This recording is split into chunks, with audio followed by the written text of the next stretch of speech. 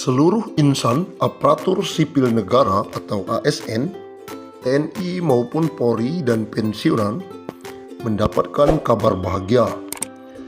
Pemerintah memastikan akan memberikan insentif tambahan.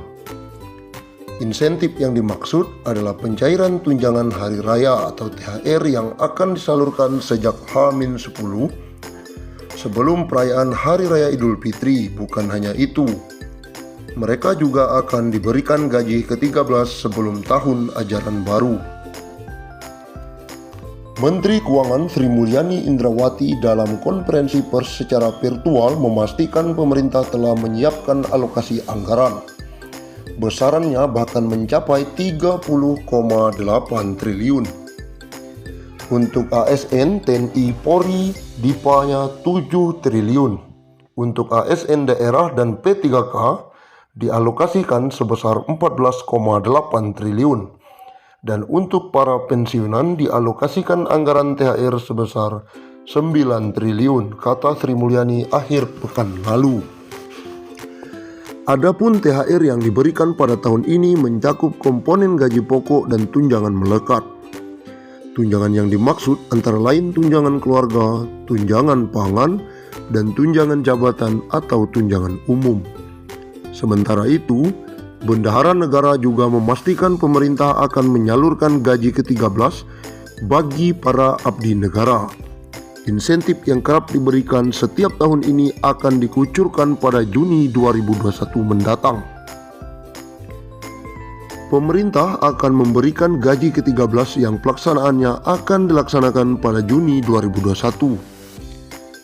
Ex-Direktur Pelaksana Bank Dunia itu mengatakan, besaran gaji ke-13 yang diterima ASN, TNI maupun Polri serta pensiunan mencakup komponen gaji pokok dan tunjangan melekat, yakni tunjangan keluarga, tunjangan jabatan atau tunjangan umum, dan tunjangan kinerja.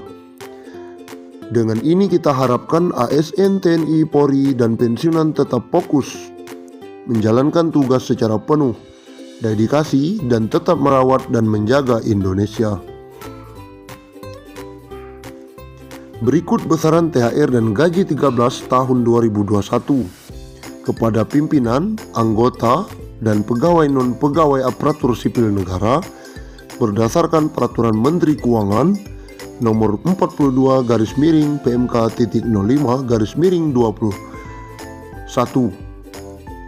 Pimpinan dan anggota lembaga non-struktural, ketua atau kepala atau dengan sebutan lain Rp9.592.000, wakil ketua atau wakil kepala atau dengan sebutan lain Rp8.793.000, sekretaris atau dengan sebutan lain Rp7.993.000, anggota Rp7.993.000, pejabat eselon 1 atau pejabat tinggi utama atau pejabat pimpinan tinggi madya Rp9.592.000, eselon 2 atau pejabat pimpinan tinggi pratama Rp7.342.000, eselon 3 atau pejabat administrator Rp5.352.000, eselon 4 atau pejabat pengawas Rp5.242.000. PNS atau ASN dengan jenjang pendidikan. Pertama, pendidikan SD SMP sederajat, masa kerja sampai dengan 10 tahun Rp2.235.000, masa kerja di atas 10 sampai 20 tahun Rp2.569.000, masa kerja di atas 20 tahun Rp2.971.000. Yang kedua, pendidikan SMA atau D1 sederajat, masa kerja sampai dengan 10 tahun Rp2.734.000, masa kerja di atas 10 sampai 20 tahun Rp3.154.000, masa kerja di atas 20 tahun Rp3.738.000. Pendidikan D3 sederajat, masa kerja 10 tahun Rp2.963.000. masa kerja di atas 10 sampai 20 tahun Rp3.411.000. Masa kerja di atas 20 tahun Rp4.046.000. Yang keempat, pendidikan S1 atau D4 sederajat, masa kerja sampai dengan 10 tahun Rp3.489.000. Masa kerja di atas 10 sampai 20 tahun Rp4.043.000. Masa kerja di atas 20 tahun Rp4.765.000.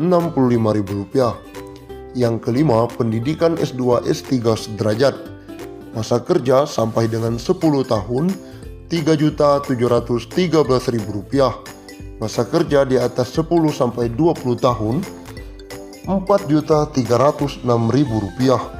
Masa kerja di atas 20 tahun Rp5.110.000.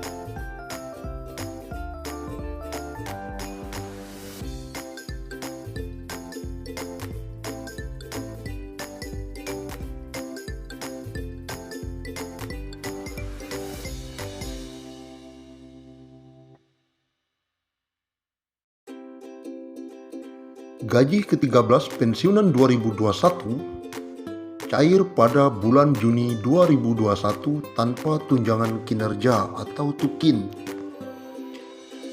Hal itu sebagaimana diungkapkan Menteri Keuangan atau Menq RI Sri Mulyani.